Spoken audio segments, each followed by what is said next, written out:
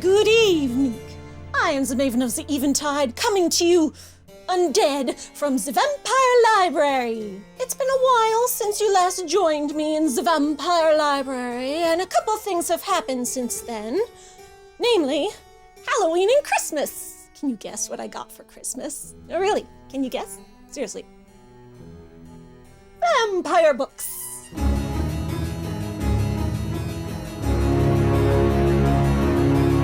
Not just books, things. As always, I will share all the books and media with you first because, you know, we're scholarly like that. And then we can get to the fun stuff. Not that vampire books aren't fun. I mean, come on. S-tier hobby. Both collecting and reading. Yes, they can be two distinctly different hobbies. Before we delve into the pile, I just want to remind you that in the description of this video and all of my Vampire Library videos are lists. Currently there are three handy lists, three lists, that include every single vampire book and thing and movie, everything that I've ever shared with you on these videos, so that you can go there and look and see what I talk to you about here, so you don't have to frantically try to scribble notes down. I try to be helpful, I try to help you out. Sometimes there are things that I can't include on the list because the list is purchase links in case you want to, buy these things for yourself. Like books that are old or out of print or handmade merch, obviously, that kind of stuff. Yes, in the description. Also, in the description of this video is a link to my Discord server. If you want to come hang out and talk vampires with us, talk about the vampire books you are reading, and the vampire films you are watching, join the Maven of the Eventide Discord server. It is a vampire, spooky, Gothic themed Discord server. And while you're down there in the description, there's also a link to my Patreon page if you would like to help support me making these videos. I've been posting these videos as well as my vampire playthroughs on my new second channel, specifically for unscripted content, which is actually what you're watching this video on right now. You may have not realized that because the channels look very similar. I did that for, brand consistency. But I do have two channels now. The regular Maven of the Eventide channel, which I'm sure you are already subscribed to, thank you. And the new channel, which is called Quoth the Maven, because I quote things, which needs to reach 1,000 subscribers in order for me to start monetizing this channel. So yeah, these videos are not monetized currently, so if you would like to support me in a way that you can, joining my Patreon is a wonderful option for that. Patrons always get to watch these videos first before anyone else does, so if you like getting things early, before the break of dawn, patreon.com/Maven of the Eventide. Look at all these books! Starting off with something particularly awesome, this is Mosquito, Southern Vampires, a New Orleans Penny Dreadful by Marita Woodward Crandall, who you might recall when we talked about her previously with her other book, New Orleans Vampires, History and Legend. This one's a nonfiction book.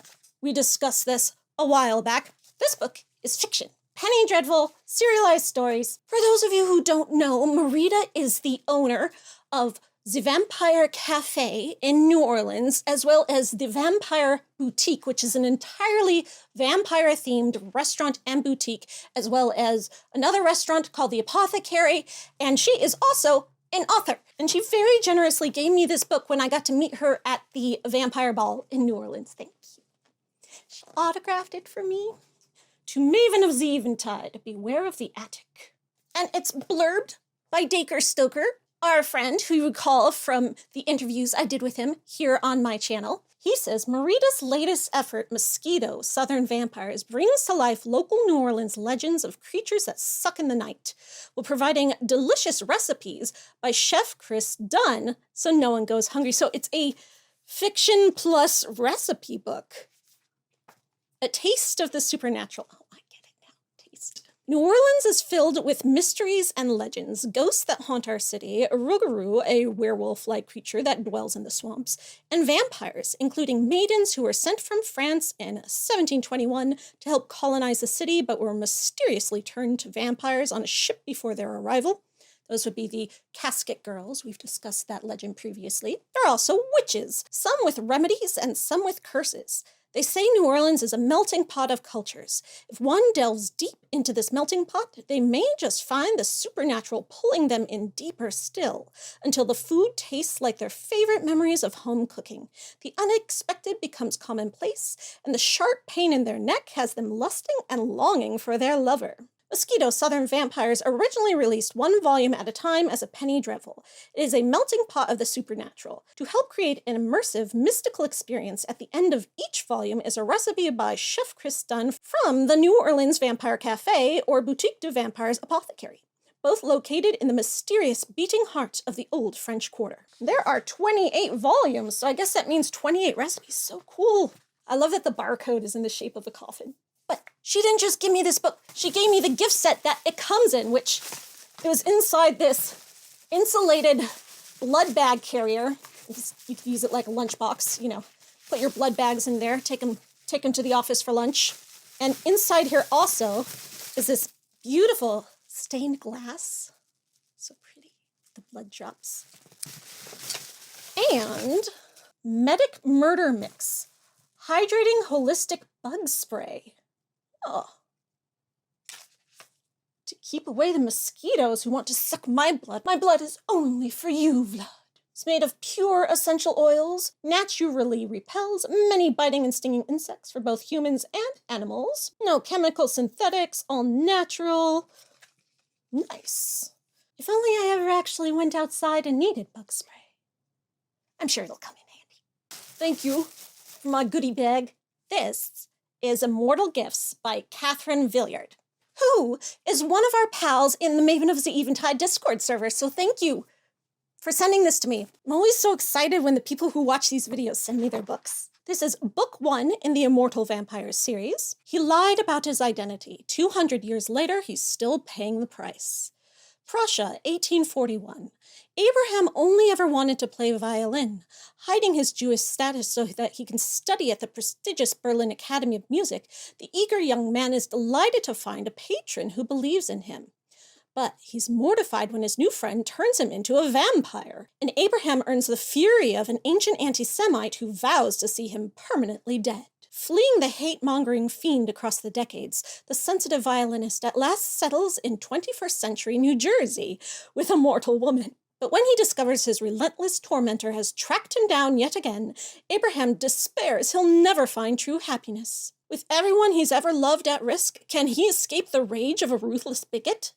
In a complex tale woven through history, Catherine Villiard delivers fresh and insightful twist on the vampire novel, infusing the narrative with profound themes of love, betrayal, and the nature of monsters. She crafts an unforgettable saga of surviving prejudice that will keep readers turning the page deep into the night. Wow, that's got a lot of good stuff going on. I love violin playing vampires. This is Crush by Tracy Wolff, which is the sequel to Crave. You remember Crave, don't you? We read it together in the Vampire Book Club a couple years ago. Lindsay Ellis actually joined me on that read and was in the Vampire Book Club stream with me, which you can still watch on my main channel. Yeah, Lindsay wanted to read it with me because supposedly this was the new hotness. This was going to bring vampires back to young adults who were so sick post-Twilight that this was it again. Yeah, we didn't think very highly of it. It didn't really stick with me. I remember there was a were-dragon, but I'll have to brush up in order to read Crush, the sequel. From the hilarious one-liners to the death-defying odds, this book had me turning every page like my life depended on it. There's a blurb from the book, oh right, the vampire boyfriend in this is named Jackson. Glitter Magazine's YA Feminist Must-Reads of 2020. Amazon Best YA Book of the Month. So yeah, this sequel's been out for a while, and I only just now got it because it was on super sale on Amazon, and I was buying something else, and I needed to spend $35 to get free shipping. So I saw this was on super sale, so I tossed it in my cart to get the free shipping. And it was less than the cost of what the shipping would have cost, so, you know, basically like getting it for free. Perhaps maybe about much as it's worth. The tagline on this is, take a bite, crave. And on this one, it's trust no one. Crush, with a bloody dripping geode on the cover. Very sexy. Here's the link to watch the video where Lindsay and I talk about Crave, and if you go on my main channel and look In the live tab, you can find links to all the saved live streams of the Vampire Book Club. A lot of people don't realize they're still there because they're looking at the main tab, but you have to click the separate live tab, and they're all right there. It's been a while since we had a Vampire Book Club meeting. It has. I think it's about time to start that up again. What do you think? Real Vampires Don't Wear Size 6 by Jerry Bartlett, national best-selling author of Real Vampires Have More to Love. So I guess this is not the first in a series. Oh, goodness. The other ones in the series are Real Vampires Hate Their Thighs, Real Vampires Don't Diet, Real Vampires Get Lucky, Real Vampires Live Large, Real Vampires Have Curves. And Real Vampires Have Curves seems to be the first in the series. I think my mom found this for me at like a used book giveaway. Size is just a number, right?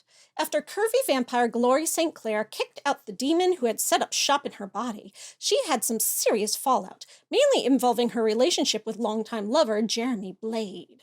But before Glory can win him back, she has some issues of the hellish variety to deal with. First, some visitors from the dark side want to make her their hell buddy, and they definitely like to fight dirty. Second, the members of the local vampire council are after Glory to clean up her act, or they'll run her out of town. To pacify them, she has to mentor a vamp fledgling, a computer whiz with a fashion phobia. And to top it all off, Lucifer himself presents Glory with the ultimate temptation. Work for the devil, and he'll make her the size 6 she's always lusted after. Ooh, that's dark. Glory's not sure she can resist such an offer, but there are a few things the full-figured vamp does know. Somehow she's going to get back the man she loves, keep the business she needs, and teach her nerdy newbie that for real vampires, size doesn't matter. I'm amused that for a series about a plus-size vampire woman, there is an extremely stick-thin lady on the cover. But see, she can't zip up her dress. Yeah, this lady is probably a size 2 instead of a size 0. So she spent 7 books being proudly curvy and plus size, saying real vampires have curves, real vampires don't diet, real vampires hate their thighs. No. But real vampires have more to love. So now she's finally going to make a deal with the devil to be size 6. That is dark, that is loaded. Based on the summary, it sounds like she's going to end up happily at her size, which I hope that's how that ends up. When is this from? 2011. Wow. Oh, and the next book in the series is Real Vampires Hate Skinny Jeans. So, say she put out 1 book a year, the first book would have come out like 2005, maybe? Same year as Twilight. So, not a Twilight knockoff. This is adult romance, not for children. It says it has sex. I'm curious, but of course I can't read it until I get the first book in the series, so, 7 books down the line, we'll see. This is Kitty and the Silver Bullet by Carrie Vaughn, which someone sent me from a library sale they were at. This is also not the first in the series, but we have talked about the entire Kitty Norville series. Well, the first, 5 or 6 books in it, and you can watch that video here. Which book is this in this series? This is book 4, so yeah, we did talk about this book in that video. Now I have an extra copy. Thank you. Vampire Warlords by Andy Remick. Book 3 of the Clockwork Vampire Chronicles. Another book that's not the first in this series. Previous 2 books are Soul Stealers and Kel's Legend. Doesn't really have much of a summary. They came from the north and the land fell. I guess that's what happened in the first book. Kel's resistance is driving the fiends from the land. But now a far greater power has come into play. Is that far greater power Vampire Warlords? It's cute. If you look at the first book cover, Kel's Resistance, there's 1 guy on the cover. The second book, Soul Stealers, there's 2 guys on the cover. And here we have 3 guys on the cover. So, add another person for every book in this series. It is to be filed under epic fantasy. Epic fantasy means that it's swords and sorcery, second world, think like Lord of the Rings, but this has vampires in it. But Lord of the Rings has various monsters and things. So that is the prototype of the epic fantasy genre. And there isn't a lot of vampire epic fantasy. There's definitely some. And we've discussed a few of those before, but it's not huge. Huge would be vampire urban fantasy or vampire contemporary romance. So it's nice to see some more in the epic fantasy genre. I just now need to get the first 2 books. This is a nice brand new copy. This hasn't even been used at all. Thank you for sending it to me. Dead Collections, a novel by Isaac Fellman. When Archivist Soul meets Elsie, the larger-than-life widow of a moderately famous television writer who's come to donate her wife's papers, there's an instant spark. But Soul has a secret. He suffers from an illness called vampirism and hides from the sun by living in his basement office, which is ironic because his name is Soul, which means sun. On their way to falling in love, the two traverse grief, delve into the internet fandom they once unknowingly shared, and navigate the realities of anti-trans discrimination and the stigmas of carrying the vampire disease. Then, when strange things start happening at the archive, Saul must embrace even more of the unknown to save himself and his job. Dead Collections is a wry novel full of heart and empathy that celebrates the journey, the difficulties and joys of finding love and comfort within our own bodies. Nice, so it's a trans vampire story. Love queer vampire stories. When did this come out? One of my followers recommended this to me and I put it on my wish list and then got it for Christmas. So this came out in 2022. It's fairly recent. Contemporary queer romance vampire story. I like that on the back it says, "A soul has a secret. He's a vampire." Not "Soul has a secret. He's trans." That's cute. Bloodwalk by Lee Killam. Looks like it's signed. Can't tell if that's part of the cover art or if that's written on top of it. Seems pretty old. Oh, it's signed on the inside too. For Ben. Oh, he signed it in 1997. Power to the Burabos. Lee Killam. Keep your fingers crossed. I hope to write a third novel. So is this the second novel? Huh. In the beginning, it says Blood Hunt, Blood Links. So is this a reissue? No, so first publishing was 1997. So Blood Hunt came out in 1987. Blood Links came out in 1988. Oh, I see. It's collected works. So this is a reissue of these two books, Blood Hunts and Blood Links, from the 80s that was reissued in 1997. I get it. So this is two books in one. It includes the first in the series. And the author said in 1997 that he hoped to write a third. I wonder if he ever did.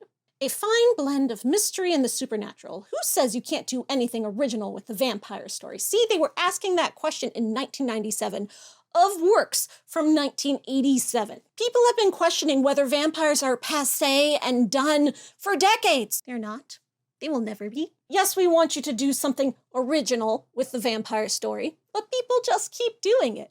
Gareth McLean, a dedicated police officer, runs into more than he counted on when he investigates a very peculiar murder. This leads him to Lane Barber, young, beautiful, hypnotic, and a vampire.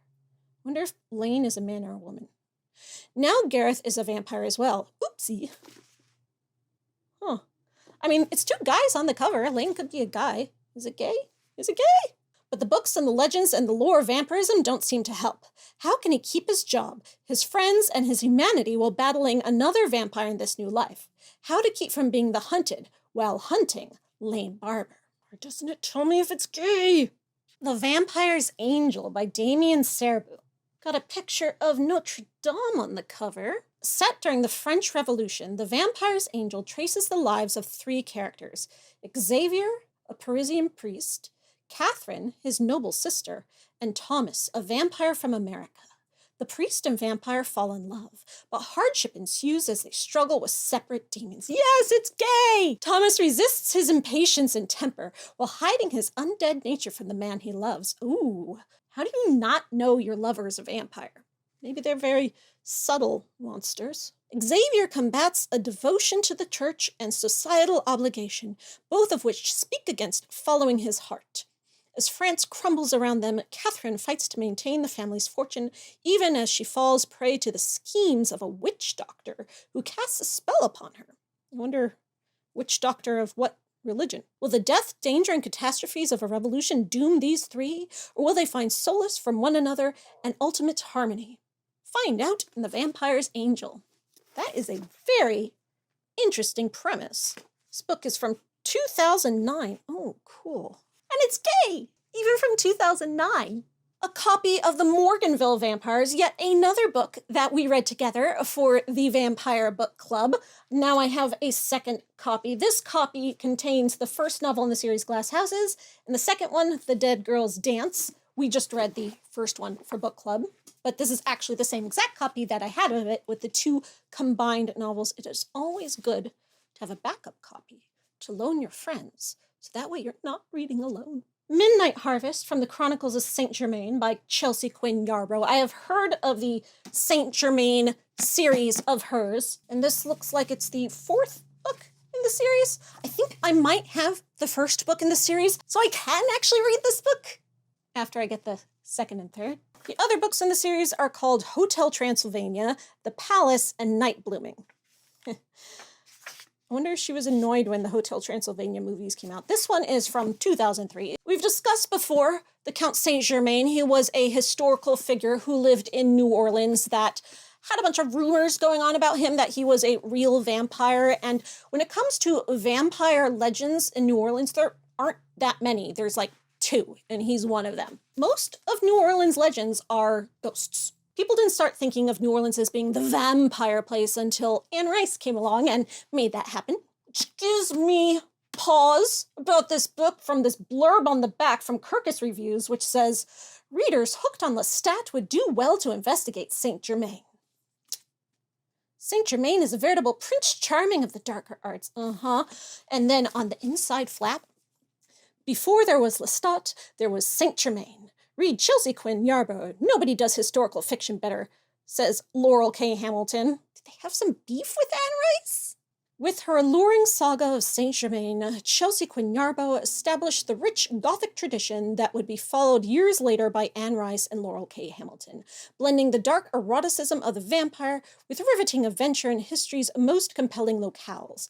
The story of Saint Germain is the enduring drama of a lonely hero who walks the earth throughout time, battling for honor and love. So it sounds like she was really kind of bitter that people don't associate her vampire with New Orleans and the original, like, sexy vampire, and that everyone always thinks of Lestat. And, I mean, there's good reason for that. Though I have heard good things about the Saint Germain books, but if he's got some beef with Lestat, you know who I'm going to side with. I'm wearing his band t-shirt. This one is set in Spain. In the mid-1930s, Frédéric Ragossi Les Comtes de Saint Germain resides in Spain, where he owns a thriving aircraft factory. Because, you know, the war. But when Spain plunges into civil war and fascists commandeer the plant, the vampire Saint Germain is forced to flee to America. A world away from the horrors of the Spanish Civil War in civilized San Francisco. Oh, it's in San Francisco too, which is where Interview with the Vampire is set. I wouldn't be comparing the two if you didn't bring it up yourself first, Kirkus. Rowena Saxon, a lover from his past, waits for him, a woman whose beauty has matured in the fullness of time. Rowena must now decide if she is ready for the life, to become an immortal vampire. Continued on Backflip. Yet the haunted Saint-Germain will not find refuge in California, where his business interests suffer from the Great Depression and the Dust Bowl famine, even as he himself becomes the target of white supremacists. So he's not, I guess because he's Spanish? Does he have a very, like, Latin flair to him? With his attention diverted between the attacks on his local winery and his love for the beautiful Rowena, Saint-Germain does not see the danger that follows him across the oceans. For an assassin is tracking the Dark Count from Spain and torturing his friends, his associates, and anyone remotely connected to him. With Rowena the next target, will the vampire come to realize the grave danger he faces, or will his ignorance accomplish what time itself cannot? The death of Saint Germain. I don't know how many books are in the series. If this is the last one, it could very well result in the death of Saint Germain. Blood Confession by Elisa M. Libby, based on the legend of Ezerbeth Bathory. Countess Bathory, known as being compared to a vampire often, the real-life historical countess may or may have not bathed frequently in the blood of virgins because she thought it would keep her young. This version, is she actually a vampire? Countess Ezerbeth Bezeka appears to have everything a young noblewoman in 16th century Hungary, or any woman anywhere for that matter, could want. She is rich and beautiful. She lives in an enormous castle attended by dozens of servants. There is no one now that her parents have died to make any demands of her. She is free to live her life in any way she wishes. But life wasn't always this way. Her insane mother and judgmental father never felt she was beautiful enough. Oh, so she's killing virgins and bathing in their blood because her parents messed her up. Now it makes sense. For all her outward defiance, deep inside, Elizabeth agreed with them. Elizabeth discovers the power of the blood ritual she feels reborn. It's very simple. Willing servant girls give her some of their blood, and Elizabeth bathes in it. Oh, so they're willing, and they're only giving some of their blood. She's not murdering them. The mythic power of blood makes Elizabeth more beautiful and more powerful than she ever dreamed possible, and for the blood is the life. That's a quote from Dracula, so maybe she is actually a vampire. It says that the blood does actually have mythic power, so this is actually a supernatural book. But once Elizabeth tastes the power, her need for it increases. When a handsome stranger appears, whispering of a new and dangerous ways to conduct the blood ritual, Elizabeth sets off on a path that leads to a very dark place indeed. I'm guessing that dark place is murder. In this Gothic novel, author Elisa Hansen has woven strands of the real-life Countess Bathory's story into a spellbinding work that combines horror, romance, and history into one powerful story. But does it have vampires? Well, even if it doesn't have real vampires, it has metaphorical vampires, right? It counts. I love that the bottom of the book has blood-stained pages that kind of get like bloodier as it goes. So it looks like the book was really dipped in blood. You get to the end, the blood-stained bottom of the pages. Love little details like that. This book is from 2006. And it's rated under juvenile fiction, so I guess it's a YA book. I like that they use the Hungarian version of her name instead of the anglicized Elizabeth. Though I do always like it when they use the more Germanic translation, which is Elisabeth, because that's my name. This is a Bram Stoker's Dracula comic book, which I got on the bargain rack at Barnes & Noble, and it was cheap. It was $3. Full color comic book. Just, straight up the Dracula story. This came out in 2008. By Michael Mucci and Ben Caldwell and Bill Hallier. Sterling children's books. Really cute art style. Here's something really cool. This is an advanced copy of a book that's being produced still, I think, as we speak. It's not fully out yet. It's called The Book of Dracula, Nosferatu. It is the Bram Stoker text with a twist. It has black pages with white ink. Love black pages. So what is the twist? I'm Dr. Enrique A. Palafox, and I welcome you to Palafox Legacy, the Dracula Transmedia Collection. This is a series of special collectible editions of Dracula where we explore the journey of Bram Stoker's novel through various media. As a creative designer, independent research, international speaker, and professional dedicated to the study of Dracula's transmedia, I am proud to present this special collection. In each edition, we will embark on a fascinating journey through the media evolution of the iconic King of the Vampires, exploring how he has left his indelible mark on various media and cultural products. Since its publication in 1897, Dracula has transcended the pages of the original book to become a multimedia cultural phenomenon. Each adaptation and reinterpretation has added a new dimension to the character, keeping the fascination and horror inspired by the Count alive. Theater, with its early adaptations, brought the terror of the vampire to stages worldwide, shocking audiences with the live presence of this iconic character. Cinema has been a powerful vehicle for the Count, from the impactful 1922 Nosferatu to more contemporary versions. Each film has contributed to the vampire's legend, reinterpreting his character and mythology for different generations of viewers. Cinema not only popularized Dracula, but also established many of the conventions we associate with vampires in popular culture. Dracula's influence has also extended to the art world and the development of globally recognized imagery. Illustrations created for covers, posters, comics, packaging, and cartoons inspired by the Count's bloody and dark aesthetics have left an indelible visual mark. The Gothic aesthetic, inextricably linked to the novel, has influenced various forms of art, fashion, and culture. The dark and mysterious atmosphere of Stoker's story has resonated in the Gothic scene, inspiring artists and designers to create works that capture the essence of horror and dark beauty. Merchandising has played a crucial role in perpetuating Dracula's image, from toys and figures to collectibles, clothing, and even stationery. Products inspired by the vampire have captivated the imagination of fans and become cult objects and collectibles. Each volume in this special collection of Dracula pays homage to the rich history and evolution of the character, inviting readers and viewers to immerse themselves in the multiple dimensions of this immortal monster. This series of special editions is the result of years of research and study on Stoker's novel, its narrative structure, and its evolution through various media. I hope you enjoy this journey through time and media, exploring how this fascinating myth has endured and reinvented itself, leaving an indelible mark on the world culture. So if this volume of the Dracula Transmedia Collection is Bram Stoker's text, I am very eager to see what other volumes of the Transmedia Collection look like. Speaking of Dracula, this is a very fancy copy of Dracula made by the Folio Society. I love the Folio Society's books. I have their edition of Phantom of the Opera, and this Dracula comes in a beautiful bloody slipcase. It has red edges on the paper, this embossed cover, and illustrations. Gorgeous illustrations. I know it's hard for you to see, but this is Lucy as the Blue Fur Lady coming out of a cemetery. It's very creepy and gorgeous. It's got a satin ribbon. There's Lucy in her bedroom. Drawn to the unknoon. Let's see if we can find a picture of Dracula himself. There he is, getting sexy with Mina on the bed while Jonathan's sleeping in the sheets next to them. Heck yeah. Look at him go. He's got his mustache. My brother gave this to me for Christmas. Thank you. We have this sticker activity book from Adventure Time, Marceline's World of Vampire Nests. And my mom found this at a used sale. It's been partially used by whatever child owned it before, but mostly unused. Like, for instance, in this Complete the Story, the child only wrote one of the boxes. They did the tic-tac-toe, but it's still cute. I like it just to see what the whole deal is.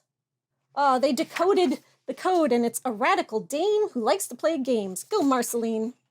Wonder why someone would sell in a used book sale a mostly completed sticker activity book. Does it still even have the stickers? Are these the stickers?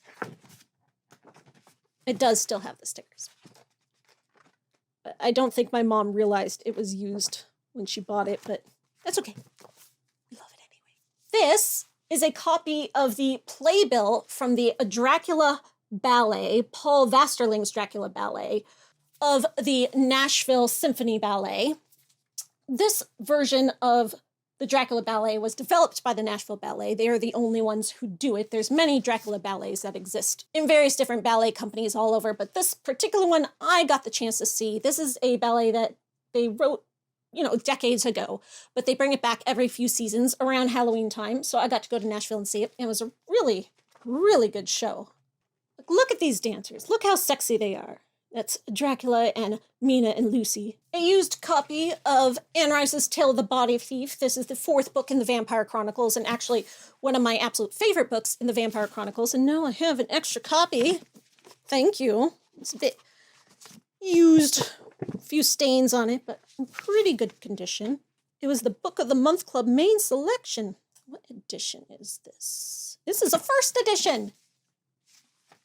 Speaking of Anne Rice, this is a cool little comic that a friend of mine found at the Garden District Bookshop in New Orleans, which is the bookshop that was closest to where Anne Rice lived when she lived there and where she would do all of her book signings. So they have an entire Anne Rice section. And this is from Tidal Wave Productions. I don't know if that's self-published or not. TidalWaveComics.com. Davis D. Martinez. It's called Anne Rice Female Force. Doesn't really have any description or anything. So I'm trying to tell what it actually is. It's a comic, and Anne is a character in the comic, so I don't know. Here she is talking to a vampire. It looks like it's kind of a little biography. Oh, I get it. It's a vampire interviewing Anne about her life. I see. So this guy's just a random vampire interviewing Anne. I don't think he's supposed to be Louis. This is really cute. Oh, there's Lestat. There's our boy. Look how evil he looks. This is how Anne saw Lestat. People forget how scary Lestat is supposed to be. They think he's this prissy, pretty boy vampire. No, he's fucking scary. Oh, this is so cute. And my friend sent me a picture of it, and she was like, do you want this? And I'm like, yes! How much? And they're like, I got you. So, thank you. This is a convention guide handbook from Thriller Fest 8, which happened in 2013 at the Grand Hyatt in New York City, where Anne Rice was the guest of honor, aka the thriller master. You see her picture there. It says, Anne Rice is one of America's most read and celebrated authors. Anne Rice is known for weaving the visible and supernatural worlds together in epic stories that both entertain and challenge readers. Her books are rich tapestries of history, belief, philosophy, religion, and compelling characters that examine and extend our physical world beyond the limits we perceive. Anne lives and works in California. Anne's life experiences and intellectual inquisitiveness provide her with constant inspiration for her work, and it's showing all of her vampire and witch books, as well as her Jesus books and her angel books, and her porn books are in here too. And her wolf books. So in 2013 was as she was writing, or having just finished writing Prince Lestat, which was her huge return to vampires after a decade of saying that she was never going to write vampires again, that the vampires were done. But then they came back. And so I guess in 2013, she was ready to start doing publicity and marketing again for Vampire Chronicles, so doing some conventions. Thank you for sending this to me. This is a treasure. Of course, we're not actually done, though we have sort of reached the end of vampire-specific books, and now we're on to just spooky Gothic or related books. I have 2 books by Christopher Rice, Anne Rice's son. He writes really good books. I've read a couple of his. Some of them are supernatural, some are not. All are gay. So we have Light Before Day and Snow Garden. To add to my Christopher Rice collection, I think I now have about 6 of his books. Thank you for sending these to me. This is Pestilence, the 4 Horsemen series, book 1 by Laura Falasa. And of course, you know I love the 4 Horsemen of the Apocalypse. Death being my favorite, of course. I'm guessing Death is probably book 4, because I would save the best for last. So Pestilence is book 1. They came to Earth, pestilence, war, famine, death. 4 horsemen riding their screaming steeds, racing to the corners of the world. 4 horsemen with the power to destroy all of humanity. They came to Earth, and they came to end us all. When Pestilence, the first of the horsemen, comes for Sarah Burns' town, one thing is certain. Everything she knows and loves is marked for death. Unless, of course, the angelic-looking horseman is stopped, which is exactly what Sarah has in mind when she shoots the unholy beast off his steed. Too bad no one told her Pestilence can't be killed. Alive and furious, the horseman takes Sarah prisoner, determined to make her suffer for impeding his mission. Despite her pleas, nothing and no one gets in the way of his orders to destroy humankind. Only the longer Pestilence spends beside Sarah's bravery and compassion, the more he seems to understand her and humanity. And the longer Sarah travels with Pestilence and his plague, the more uncertain she grows about his true feelings toward her, and hers towards him. Sarah might still be able to save the world, but she'll have to sacrifice her heart in the process. Oh, do all of the 4 horsemen get girlfriends? This series sounds great. This book came out in 2018, and then this is a 2023 reissue. Yeah, if you have no idea why I love books about the 4 Horsemen of the Apocalypse, especially serious ones that aren't comedy, it's because that's exactly what I wanted when I wrote my book series, The Immortal Journeys, The Company of Death being the first one. Pestilence is in my books, but not a very major character. Death is, of course, the central figure. That book's been out for a while, and the second book is yet to come, but if you're curious to see it again, the link to see that is also in the description of this video. The Legend of Sleepy Hollow and Other Stories from the Sketchbook of Washington Irving. Sketchbook. There's no sketches in here. I collect different editions of Gothic novels, so Legend of Sleepy Hollows is a mainstay in my collections, though I don't have many editions of it, so it's nice to have this cute little one. But it is a short story, so that's why it's harder to find editions of it, because they don't usually publish short stories just as books. But this book has a lot of stories. Look at all of those stories. Some Christmas stories in here. Yeah, not all of them are spooky and Gothic. Legend of Sleepy Hollow is in here as the second to last story. But of course, they put Legend of Sleepy Hollow on the cover because it is the best one. This is a very cute edition of A Crooked House by Agatha Christie. I love Agatha Christie. I had not read this one before, and I read it like the day the person sent it to me, and I got it from my P.O. box. It was a very fun little read. If you like murder mysteries the way I do, this was Agatha Christie's 49th detective story. TCM Fright Favorites, Horror Classics to Haunt Your Movie Night by David J. Scull.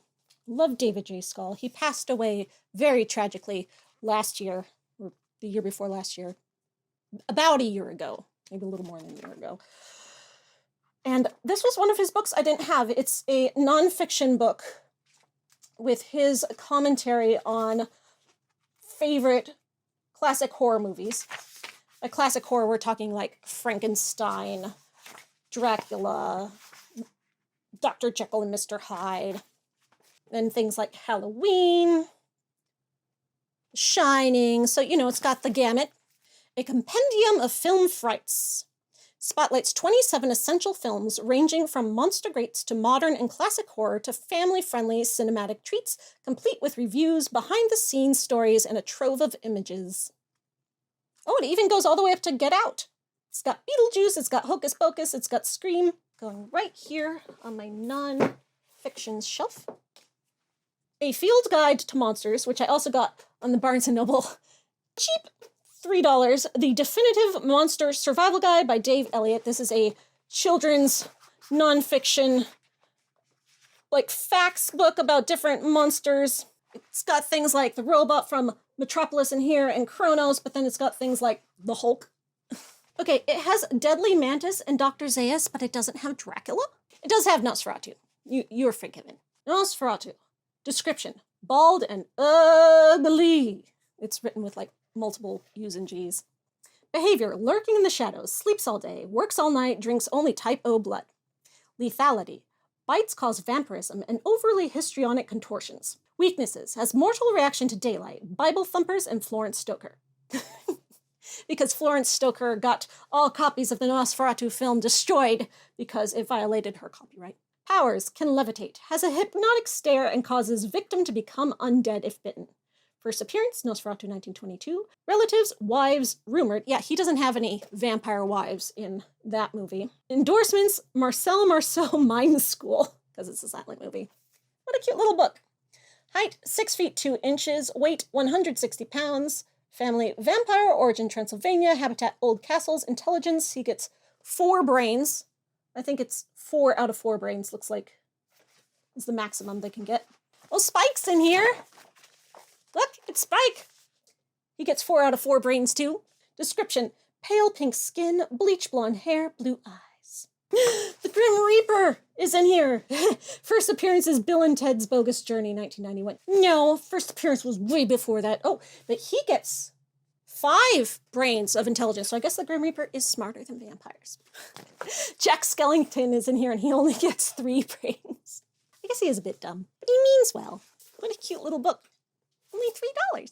This is a comic book, Edgar Allan Poe's Snifter of Blood, and it shows Edgar Allan Poe getting punched in the face by a very buff fist with brass knuckles and knuckle tattoos that say ahoy.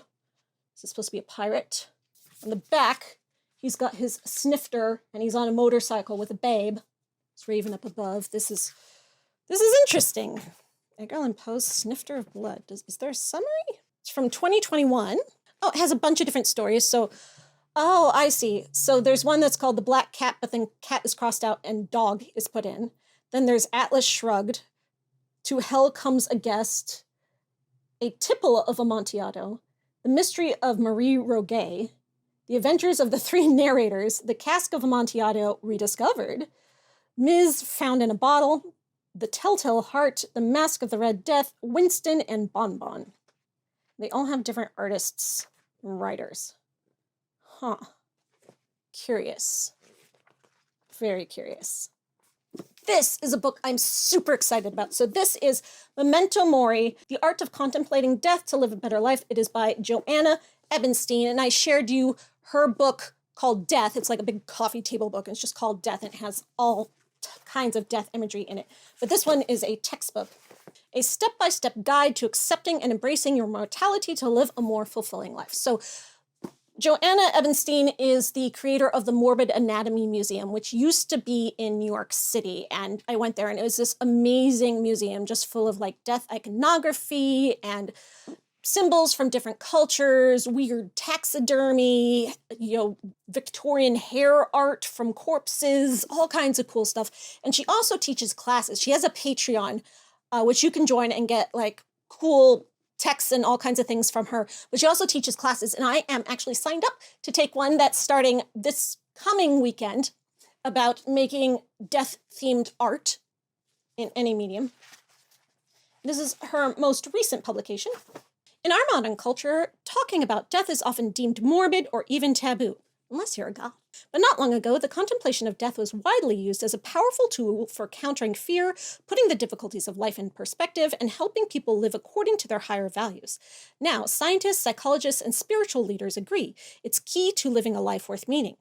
This inspiring book will lead you on a 12-week program to befriend death in your own way by creating your own personal daily meditation on what it means to be mortal.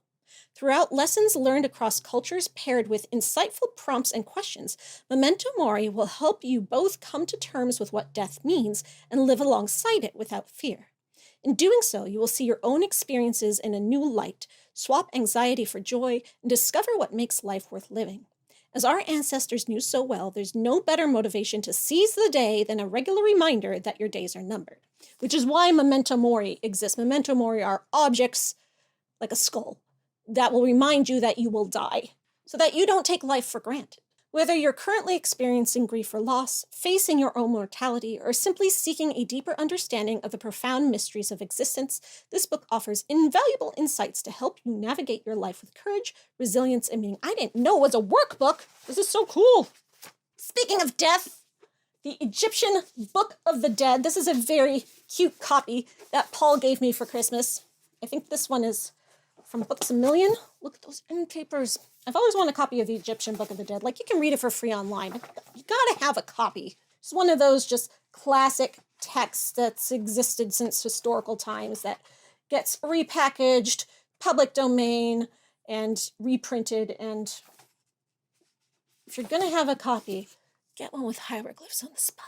The Book of the Dead grew out of a long tradition of funerary texts, the first examples of which are known as the pyramid texts because they were written on the walls of the burial chambers in the pyramids of the pharaohs of the Old Kingdom.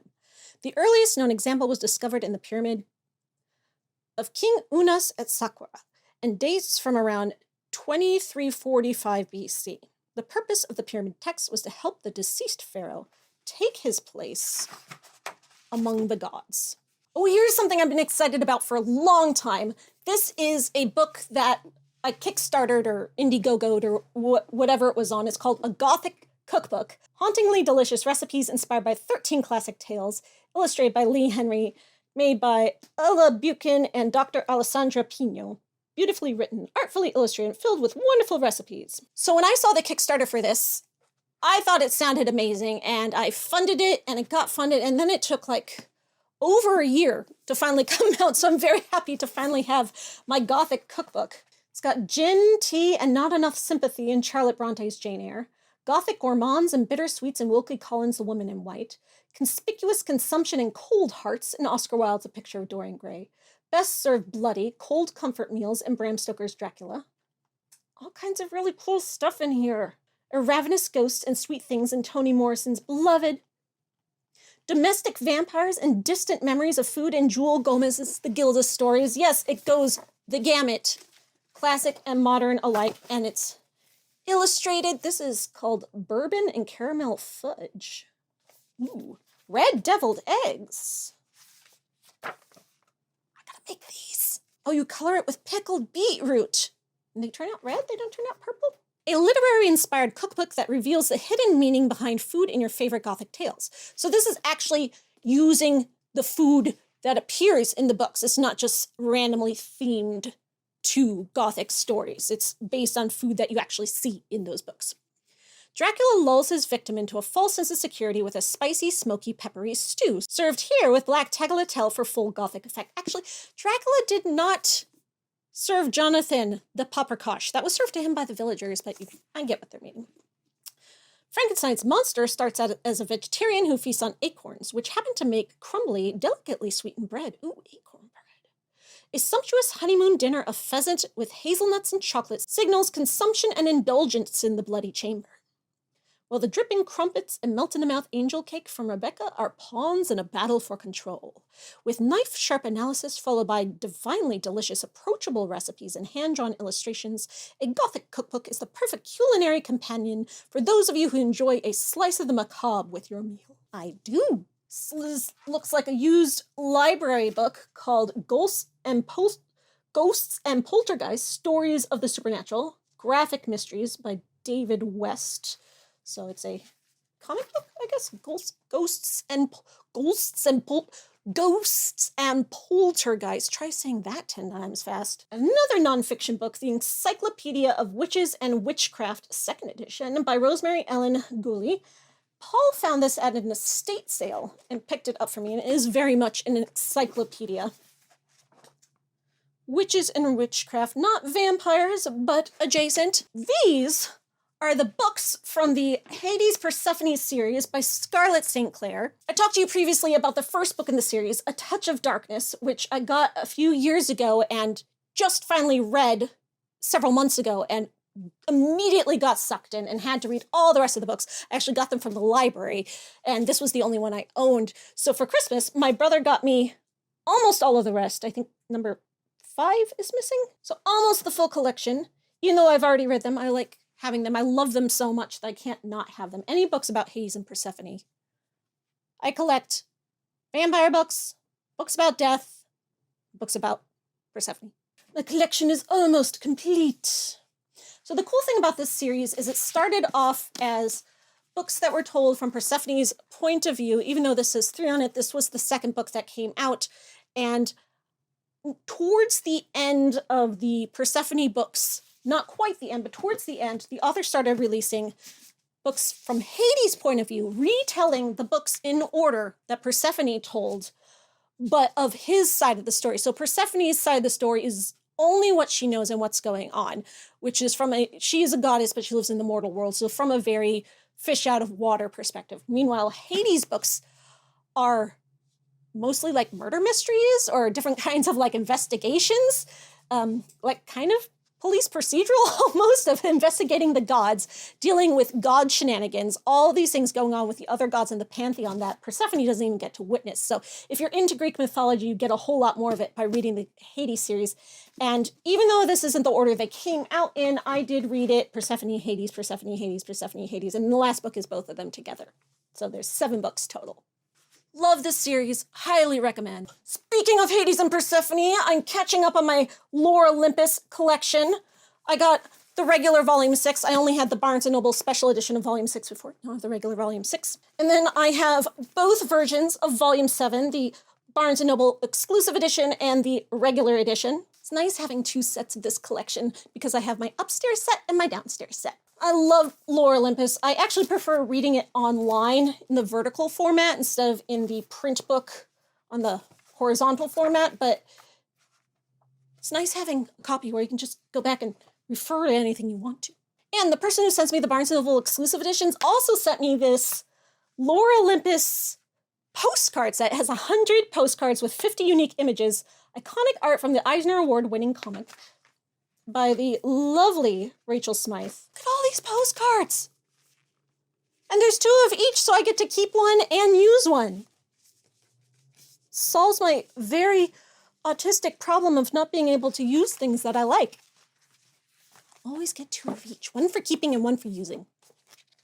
Thank you for sending these to me. I didn't even know these existed. Rachel Smythe is doing very well. Since Lore Olympus finished, she is working on a Death and the Maiden comic, which I am so excited about. You know I love stories about death, especially Death and the Maiden. So unlike Hades and Persephone, which is Death and the Maiden, but specific people from mythology, her Death and the Maiden comic are her original characters. I'm very excited about those. Speaking of comics, a friend of mine gave me this original box set of the Anne Rice Vampire Lestat Innovation comics, which includes the Certificate of Authenticity, signed by the publisher, and the full set of the Vampire Lestat comics, all 12 comics from the Vampire Lestat collection, plus 2 from the Vampire Companion collection.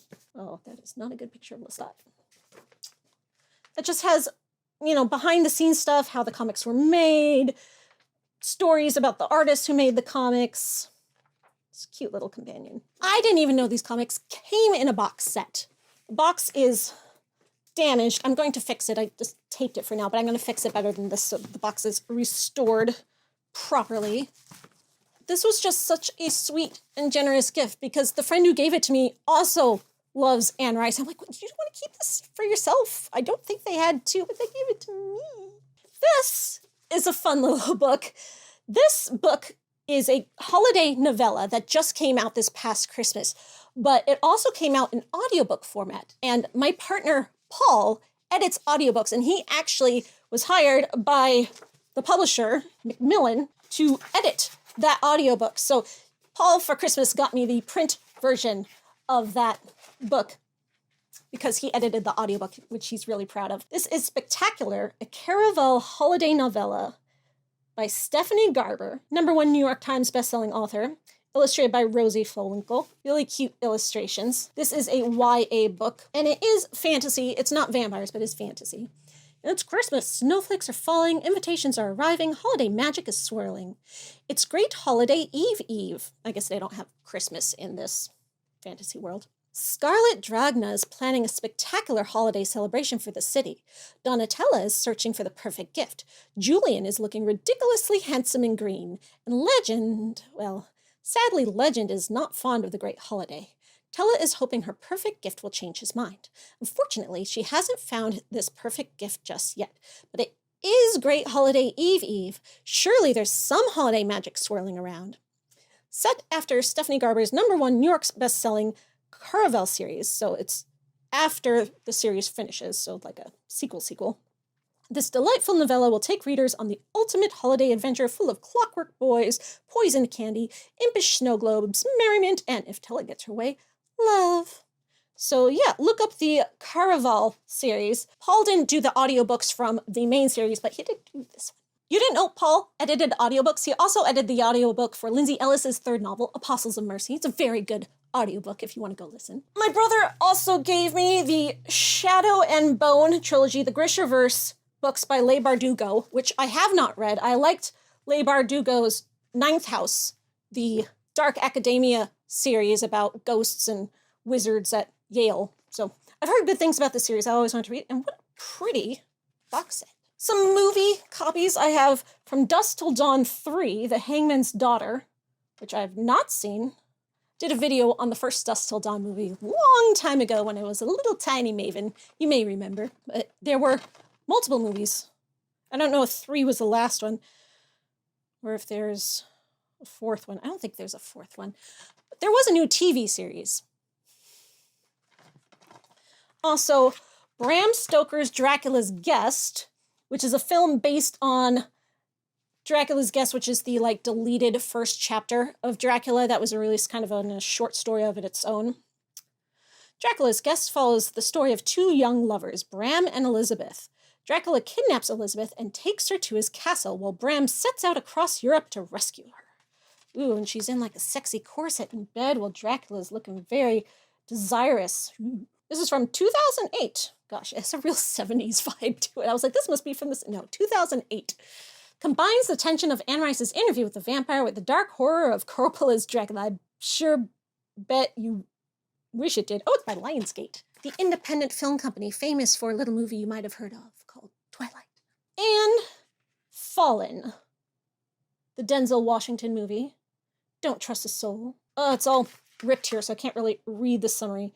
But it's a homicide detective is chasing after somebody who's already dead, but has come back. I don't think it's a vampire. It looks like a demon. Yeah, a demon passing from human host to another. So demon movie. Interesting. I guess Fallen makes sense. Fallen angels or demons. So it's probably a very religious-based movie. Like one of my favorite TV shows, Lucifer. Not to knock it. Thank you for sending this to me. Curious. Now that we've gotten all of our scholarly endeavors out of the way, it's time for the fun stuff.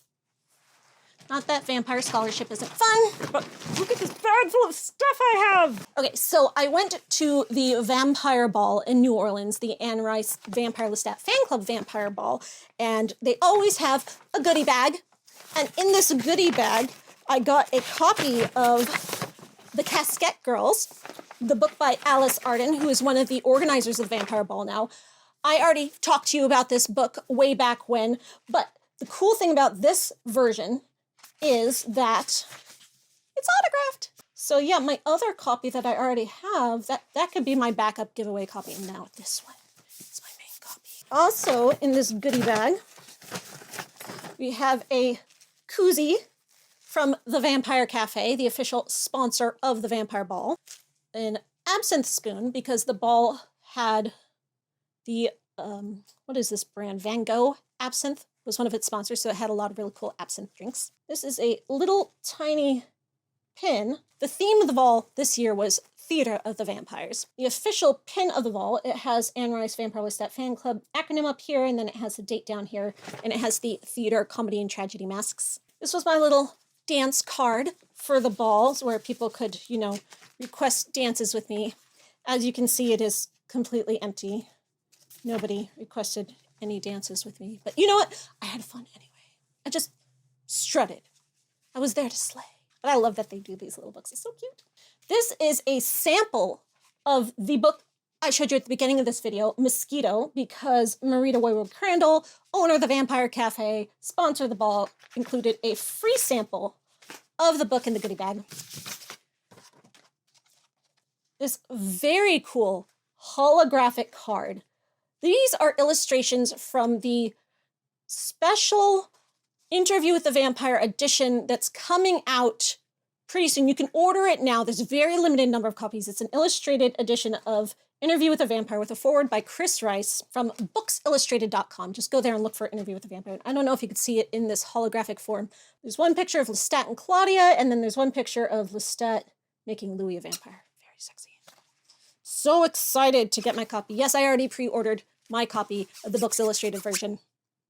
This is a really cool little gift. And this wasn't part of the goodie bag. You could buy this separately, but this is the Theatre de Vampire Ball official tote bag. Original art designed by the organizer of the ball, so of course I had to get one for all my vampire swag. If you're interested in joining the fan club, it's vampirelestat.com. I go to the ball every year. Cannot be stopped. But I also went to some other vampire events while I was in New Orleans Halloween weekend. This is my pass from the Endless Night Vampire Ball, which I attended. I always attend that one too. Usually takes place the night after the Anne Rice Vampire Ball. I also attended the Dark Gift Alliance Dracula's Requiem Ball, which is put on by the Coven of the Articulate Anne Rice Vampire Fan Club, which is associated with the Anne Rice Vampire Lestat Fan Club, but it's not the same fan club. Separate balls, separate goodie bags. So this goodie bag was in the shape of a coffin, which I love. Here, I have a coffin-shaped cookie. Oh, it has their logo and it says 2024. I better eat that soon. A coffin-shaped soap. Oh, this is really cute. Coffin-shaped soap with their logo and this year's color theme. Oh, what a cute bookmark. Their logo and the gold edges. A little bat. This, I thought it was a button, but it's actually a mirror for, you know, checking that your makeup isn't on your teeth. Always good to have. I mean, oh no, I can't, it's useless. I have no reflection. I wish. It's a bunch of like stickers and cards for local businesses and stuff. All the things in New Orleans. This is a great little goodie bag. Love it. And then the night before the Vampire Ball, I went to an event at the Potions Lounge, which is also owned by the Vampire Cafe. And you got a free drink, and your free drink came in a cup. And this was my cup that my free drink came in. I had to keep the cup. It's plastic, but it's a good cup. Can use this again. While I was in New Orleans, I got to meet up with a lot of other Anne Rice fans that I'd only known online before, and now I finally got to meet in person. And one of them gave me this sticker, which is this really cute chibi Lestat, Louis, and Claudia. It says Happy Halloween 2024. It's holographic.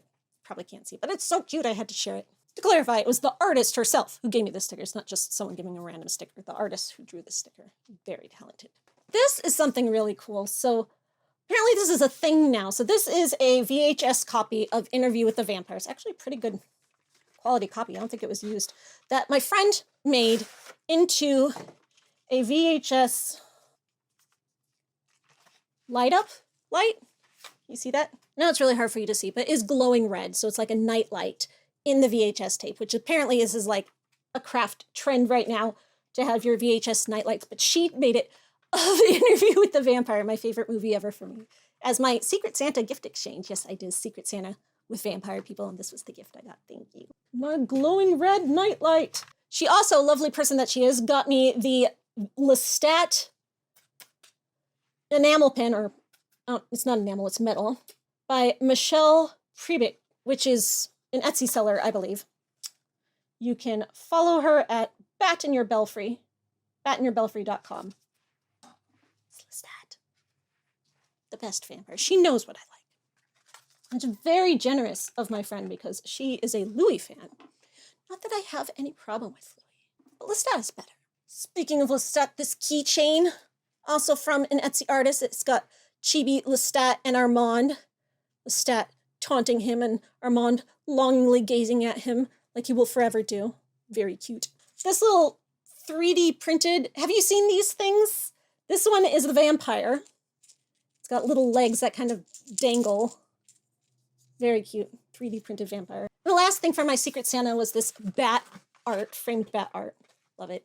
That wasn't the last thing. The last thing was this gingerbread coffin Christmas ornament, which even though my Christmas tree is down now, and I'm going to keep this around, it's gingerbread coffin. This was my Christmas present to me, Grim Reaper Death Squishmallow. It's like a mini, smaller Squishmallow, which I saw at the grocery store, and I just had to get. So squishy and cute. Seriously, I think of all my Squishmallows, of which I have a few, this one is my favorite. Speaking of the Grim Reaper, this crocheted Grim Reaper doll, which he's faceless, but he's got like a pipe cleaner in there so you can shape his face how you like. I got this from the Oddities and Curiosities Expo in Nashville from a crochet artist, so it's handmade. The crocheted scythe glows in the dark, which is really cool. I just love this little guy. So cute. This is an internet find. I don't know what company makes it, but you can find it on like all of those like cheap reselling websites if you just look for coffin jewelry box. But on it, it's not just a coffin-shaped jewelry box, which is very cool in itself with red velvet inside. It has a quote from Interview with the Vampire, which is the words that Santiago says to his victims on stage in the Théâtre des Vampires. If you're a Santiago fan, do you know what it means to be loved by death? I really wish I did. At the Endless Night Vampire Ball, they always have a little craft fair vendor area outside where you can buy crafts or makeup or things that are vampire themed or spooky themed. So I got this handmade clay mug with the Grim Reaper on it that says good to the last drop, which I just love. It's a good soup latte size mug. And I also got refrigerator magnet made by the same artist, the same design, a cute little death. I love his little bleeding heart.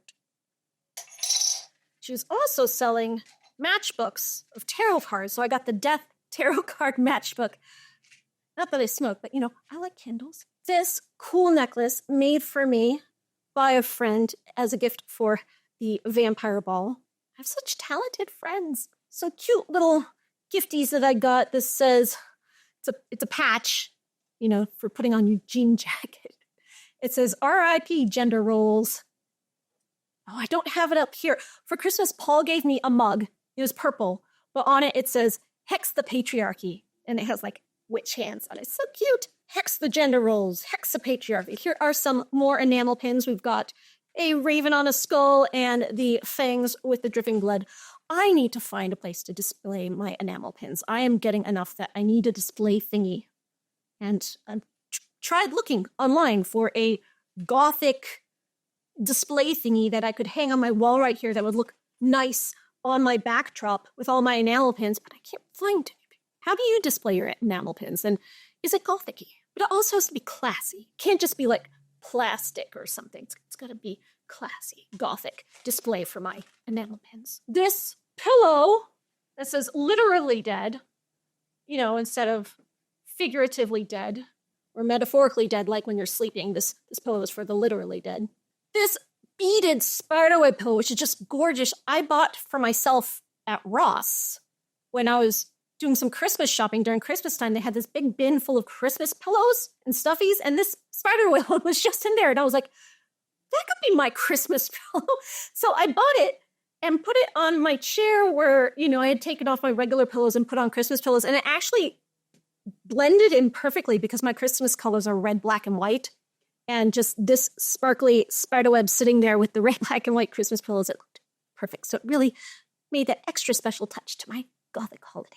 So at Christmas time, I go out to California, which is where I grew up, and I see my family. And while I'm out there, we sometimes go to Disneyland, which we did this year. I grew up going to Disneyland many times a year. So going back there is pretty nostalgic for me. I don't really ride the rides anymore. What I do there is shop. And where do I shop? The Haunted Mansion store. I got a few things from the Haunted Mansion store. I've got this lounge suit, this tracksuit. This is like velvet on here. It's the gargoyle. It's on the front and the back. So beautiful. King with matching sweatpants. Look at these velvet gargoyle sweatpants. I love them. And I love this color. And when I wanted to buy these, Lindsay was like, you sweatpants? You? And I'm like, I lounge. I could be cozy. And if I'm going to be cozy and loungy, it's going to be in Haunted Mansion velvet. I also got the shoulder bird. These are something they're doing at Disney now. I don't know how long it's been going on. It's been over a year since I've been there. So they have a magnet and you put it under your shirt and then you stick your shoulder bird on. Of course, I got the Raven from the Haunted Mansion, but they also have like other Disney characters and things that you could put on your shoulder that are less gothic. But this one's my friend. The Haunted Mansion waffle maker. I know, right? It's got the purple wallpaper pattern on it, which is my favorite.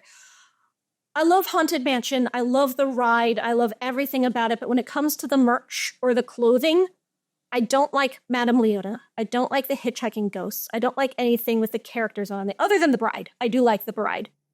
I don't like, yes, no one asked you. I don't like the gravestone heads that sing. What I like is the wallpaper pattern and the gargoyle or anything else that if you weren't looking closely at it, you wouldn't even know it was Haunted Mansion or Disney themed. You'd just be going, oh, that's a cool gothy pattern. Yeah, that's me. That's what I like. So the shape of the waffle inside of this is the gargoyle itself. It is a gargoyle-shaped waffle. Teeny tiny waffle maker. And the fan. I had a Haunted Mansion fan from a few years ago, and they came out with a new one. It is black. It is scalloped. It has the wallpaper pattern. You wish you were this fabulous. And I have saved the best for last. This is the Nosferatu popcorn bucket. The limited edition, specially designed popcorn bucket that came out with the new Nosferatu film by Robert Eggers. It was in theaters. It's probably still in theaters. Still some theaters. The popcorn bucket isn't. This actually isn't my popcorn bucket. My friend who lives in the UK wanted one, so ordered it, had it shipped to my house, and I'm hanging on to it for her until she can come get it. She can still find it. Inside, it has the rats in the coffin. This one has never had popcorn in it, so it is in clean, pristine condition. I just love it. It's made of metal. I'm so jealous. I don't get to go out to see movies often, but I definitely wanted to go out to the movie theaters to see Nosferatu while it was still in theaters, and I intended to get my own popcorn bucket when I did. But having a small fledgling spawn, I can't go to the movies unless I bring them with me, because I don't have anyone else to watch them. Or I have to go while they're at school or something, and the toils of vampire life, I do have to work in the daylight. So getting to the movies is very hard for me, unless it's a movie that is child appropriate, which Nosferatu sure isn't, so I still haven't been able to see that movie. And I definitely missed out on getting a popcorn bucket. But according to the AMC website, they might be coming back out in June, so I might have another chance. Here's hoping. In the meantime, I have my friend's Nosferatu popcorn bucket I can covet. It's good, right? Yeah. That, everything, I feel like I'm missing some things. There were more things. They're not here. The fledgling spawn have gotten into my lair again. Well, I'll save those for next time. Thank you for joining me in the Vampire Library, reminding you to look down at the list in the description of this video so that you can go see a full list of all these books I discuss, as well as buy links if you want to make use of them and grow your vampire library to rival mine. I know it's not really like a big deal or anything, but I kind of start fantasizing or wondering if I have the largest collection of vampire books of any person, or is there someone out there who has more vampire books than I do in their house or office, or I don't know if they're a teacher, maybe in their school or something. If you know someone who does, can you put us in touch with each other so we can compare titles and notes? I have everything cataloged. I am that kind of librarian. I want to know what I'm missing. I'm very fortunate indeed that most of the books in my vampire library were given to me by you. sent to my P.O. box because you were either clearing out your own libraries, getting rid of old books, you were at a used book sale and you saw vampire books that you wanted to send to me, you wrote a book and you wanted to send to me, or you just had a book of a vampire book that you just particularly love and you wanted me to see it and maybe read it for the Vampire Book Club, so you sent me a copy. And I am so grateful for all the books and things you sent me, because I certainly could not amass these things on my own. Not least of which is because this channel is not monetized. But it will be, right? Subscribe. Please subscribe to my channel. Tell your friends to subscribe. Watch my videos on, repeat so that I get up to the view threshold of whatever. I think I need, 1,000 subscribers and 3,000 watch hours. Something like that, which I'm not there yet. Probably help if I put more videos on this channel.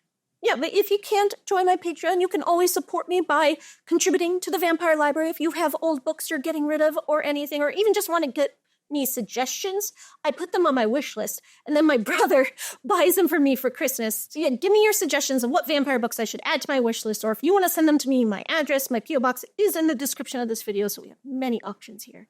Now for the engagement beat. Tell me what vampire book you're reading lately, or what the most recent vampire book you read was. Or tell me what spooky Gothic gift you got for Christmas that was your favorite. I know it's been a month since Christmas, and I already asked that question on my last vampire playthrough where we were playing a vampire story, which is done, by the way.